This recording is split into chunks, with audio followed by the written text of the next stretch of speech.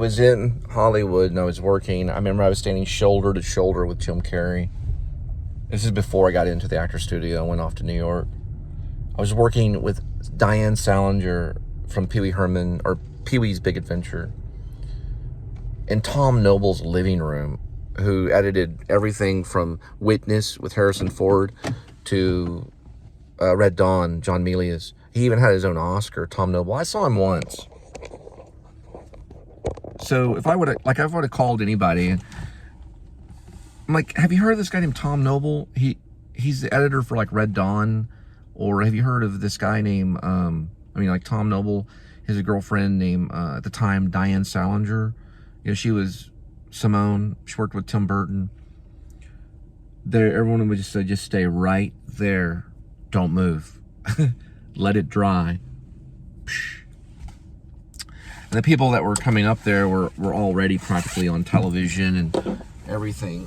And then I got on set. Dustin Hoffman was like right over there with Jake Gyllenhaal. His first performance on Moonlight Mile, which they called Babies in Black back then because they had code names for the movies. Jake Gyllenhaal's like, I look good in this suit. Dustin Hoffman's going, my boy, because they're all in character. People are practicing acting before the camera would go up. They're practicing their sense memory. It was just insane. And people going over monologues and reading backstage, people eating donuts, and the catering table just full of like bagels, just lots of bagels. And you only can have so many because you gotta have that gaunt look, to see if you get accepted by it. I remember I was in marathon management, so I didn't have, sorry for the Dutch angle. The Dutch, they created this angle right here. Let me go back to this. Sorry. Marathon management was the same management that handled Jack Nicholson. If you can believe that. They handled Jack Nicholson stuff. I didn't know. Marathon management sounds fine to me.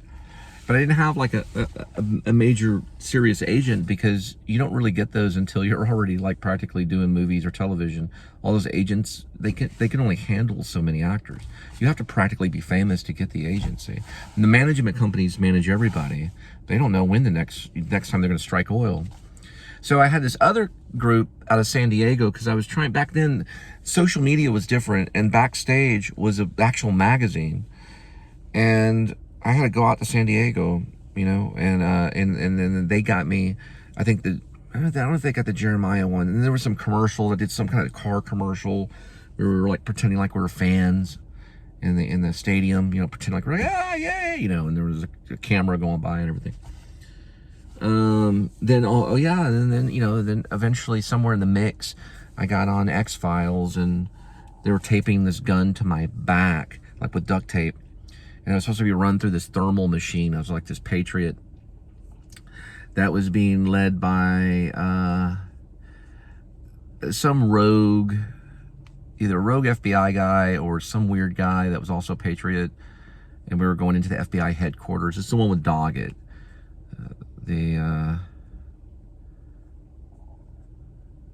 Patrick guy, Robert Patrick.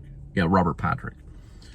Because Coveney was taking time off. There's a Lyft and Zalot Pizza advertisement on Firefly.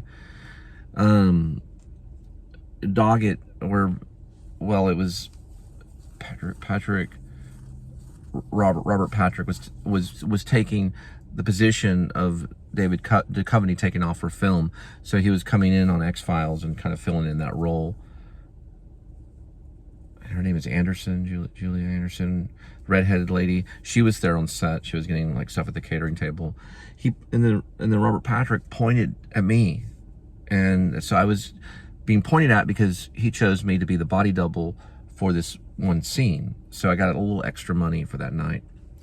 And I remember just thinking, because you're a performer, like, what in the world is next, And the guy that's taking the photos and stuff, of us and getting it ready for the X-Files is talking about like going to the ice hockey ring and hitting these ice pucks all night, to get some exercise, afterwards. And just go jogging, in the night, or you go jogging during the day or whatever. and you're just kind of just become the studio actor. It happens, I promise you. You arrive there, you just become the studio actor. You just start doing it. You show up, you want to play tennis, you want to go swimming, you want to jog, you want to be fit, you want to look good, and you become this thing. It'll happen. There's no way you can fail.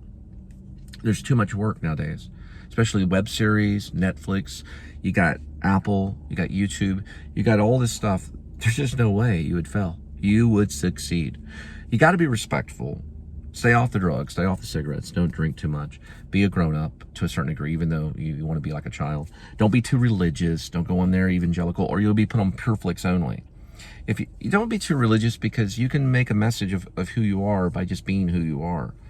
You don't have to go in there with a sign and do all the stuff that sometimes I do, because, you know, I don't know, it's the Baptist in me. But then there's Alex Kendrick's group, and there's pure flicks too, if you want to go down that route. People do have morals. People do stand by them and go, okay. But I do too. I did too. I wasn't going to do any nudity. I was going to stay away from the druggy kind of movies, you know, the too kind of cop thriller kind of stuff that shows too much violence and stuff. Now, I would have taken a Scorsese picture. Don't get me wrong. If Scorsese, I would have been like, I would have jumped on it and said, okay. What do I do? What are you talking to me? Are you talking to me? Are you talking to me? I probably would have. Fortunately, I know Eric talks about it all the time. I didn't know who Jim Fincher was at the time. All that stuff was rising. No, I lie. I did know who Jim Fincher was because I saw Fight Club before I left.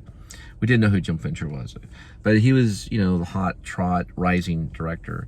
But something would have happened. But anyway, regardless, Lipton found out about me and said, well, we'll accept you in. And I thought, well, let's go ahead and get the MFA and then come back. It doesn't really work that way. The one shot continues on.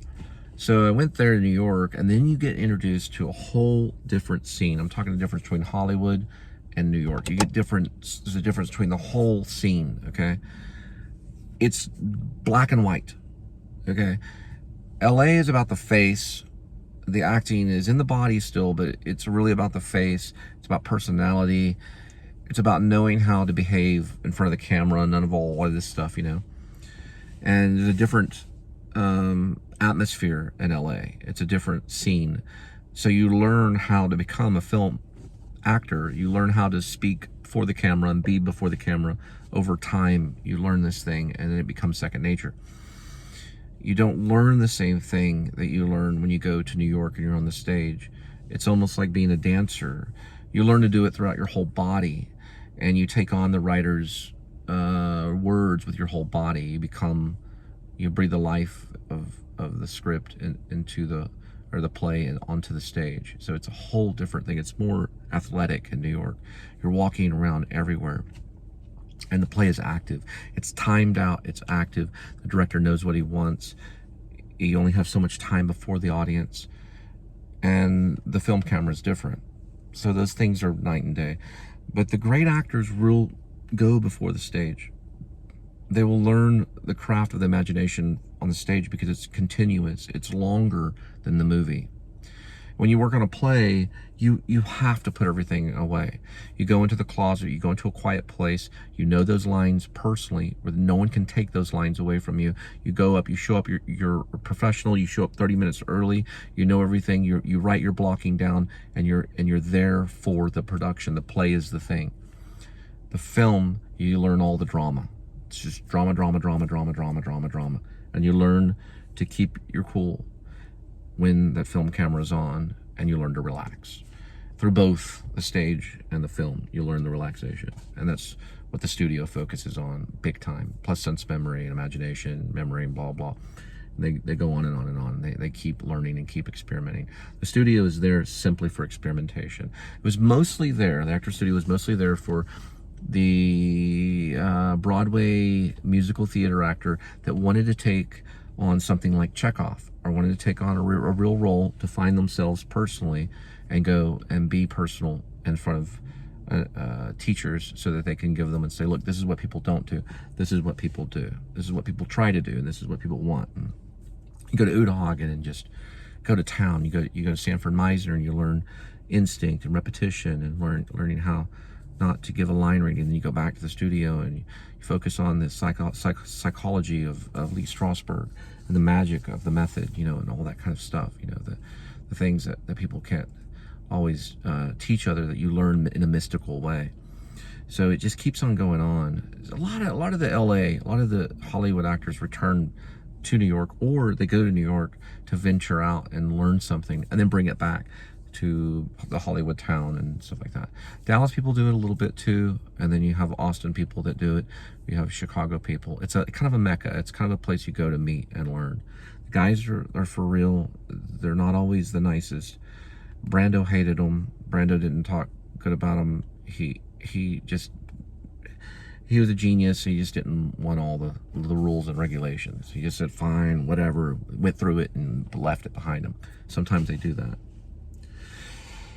And then some of the professionals like Pacino and even De Niro and all of them, they'll go back and they'll get up in front of the whole class as if it's the first time again. Hoffman is big about that. Hoffman's one of our best actors, and Hoffman is constantly going back to the workshops and relearning and advancing. He knows it's a continuous learning thing. They continuously do this stuff. Hoffman's amazing to work with on set. It does not even look like he's acting. It's very strange. It had me hypnotized because I was like, when is he gonna start acting? That's why it was like looking at a magician. I couldn't focus. So when the camera went by on Moonlight Mile, it went by me and I was still watching him, and then I went, you know. Actually, I think it was a reverse tracking, so it was going this way. So I went first so I could sit there and watch him. Then the camera went by and the director's like, that's not what we're looking for. We want to see you. So the camera's going to go this way and then you're going to go. So then I have to go, okay, I got to leave them alone and focus on where the camera's going to be, and then I'm going to walk this way, okay. But I was like, what is Hoffman doing? What's going on? Was he acting? Was that those lines? Those were memorized lines. And it looks completely real. It's like, how in the world? Same thing when I saw Anna Paquin on stage. I was like, is she improvising? Like, what's going on? It was just real. It was just completely, it was like, oh my God. As if this was scripted. You know, it's that good. They're really that good. It's really amazing. There's no way you can tell the difference between reality and what they're doing. Anyway, it's too long of a monologue. I gotta cut it off. We're going to start editing.